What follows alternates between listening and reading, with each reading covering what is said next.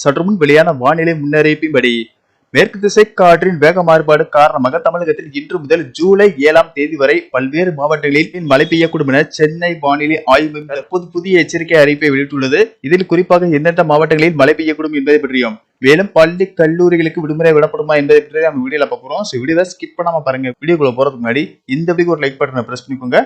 வாங்க வீடியோக்குள்ள போகலாம்.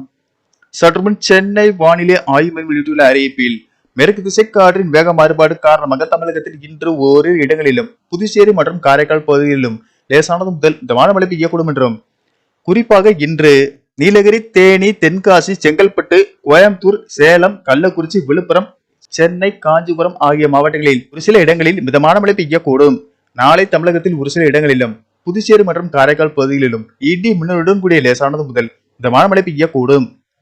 ஜூலை 3 மற்றும் 4ஆம் தேதிகளில் தமிழகத்தில் ஒரு சில இடங்களிலும் புதுச்சேரி மற்றும் காரைக்கால் பகுதிகளிலும் இடி மின்னலுடன் கூடிய லேசானது முதல் மிதமான மழை பெய்யக்கூடும் என்றும் மேலும் வருகிற ஜூலை 7ஆம் தேதி வரை தமிழகத்தில் ஓரிரு இடங்களிலும் புதுச்சேரி மற்றும் காரைக்கால் பகுதிகளிலும் லேசானது முதல் மிதமான மழை பெய்யக்கூடும். மேலும் இன்றும் நாளையும் தமிழகம், புதுச்சேரி மற்றும் காரைக்கால் பகுதிகளில் ஒரு சில இடங்களில் அதிகபட்ச வெப்பநிலை 2 முதல் 3 டிகிரி செல்சியஸ் இயல்பை விட அதிகமாக இருக்கக்கூடும். அதிக வெப்பநிலையும் அதிக ஈரப்பதமும் இருக்கும் நிலையில் தமிழகத்தில் ஒரு சில பகுதிகளில் அசௌகரியம் ஏற்படலாம். சென்னை மற்றும் புறநகர் பகுதிகளில் வானம் ஓரளவு மேகமூட்டத்துடன் காணப்படும் என்றும் நகரின் ஒரு சில பகுதிகளில் லேசான மழை பெய்யக்கூடும்.